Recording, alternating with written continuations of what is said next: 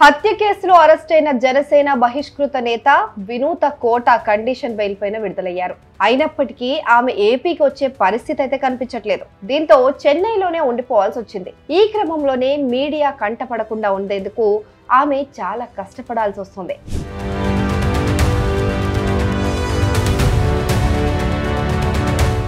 తన దగ్గర driver cum పిఏగా పనిచేసిన రాయుడు అనే యువకుడి హత్య కేసులో వినూత, ఆమె భర్త చంద్రబాబు, మరో ముగ్గురు అరెస్ట్ అయిన సంగతి మనకు తెలుసు.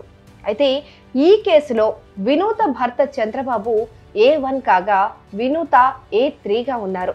ఈ కేసులో వినూతకు చెన్నై సెషన్స్ కోర్టు షరతులతో కూడిన బెయిలును మంజూరు చేసింది.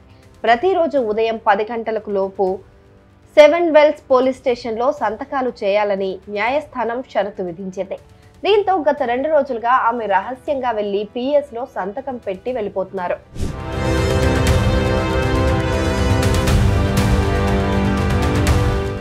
వినూతకు కండిషన్ బెయిల్ వచ్చిందనే విషయం శుక్రవారం బయటకొచ్చింది.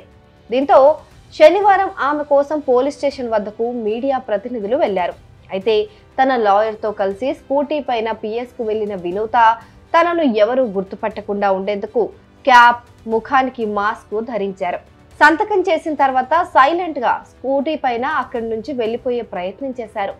ఆమెను గుర్తుపట్టిన మీడియా ప్రతినిధులు ఆపే ప్రయత్నం చేసినా ఆగకుండా అక్కడి నుంచి వెళ్లిపోయారు.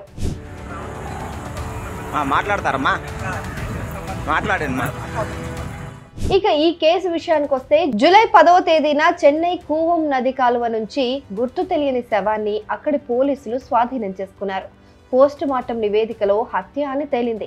మృతుడి చేతిపైన కోట వినూత పచ్చబొట్టు ఉండటంతో తమిళనాడు పోలీసులు లోతుగా దర్యాప్తు చేశారు. వినూత దంపతులు జూలై 8వ తేదీన రాయుడిని హత్య చేసి కూవం కాలువలో పడేసినట్లు పోలీసులు నిర్ధారించుకున్నారు. ఆ తర్వాత కోట వినూత దంపతులతో పాటు హత్యలో భాగస్వాములైన మరో ముగ్గురిని పోలీసులు అరెస్ట్ చేశారు.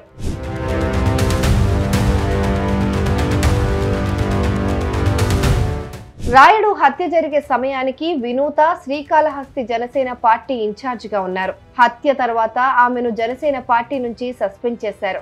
అయితే అరెస్ట్ తర్వాత వినూత, ఆమె భర్త మీడియాతో మాట్లాడుతూ ఈ హత్య తమ అరెస్ట్ల వెనుక శ్రీకాళహస్తి ఎమ్మెల్యే బొజ్జల సుధీర్ రెడ్డి ఉన్నారని ఆరోపించారు. ఈ ఆరోపణలపైన బొజ్జల సుధీర్ రెడ్డి కూడా స్పందించారు. తిరుమలలో ఆయన మాట్లాడుతూ దైవ ప్రమాణంగా తనకెలాంటి సంబంధం లేదని చెప్పుకొచ్చారు.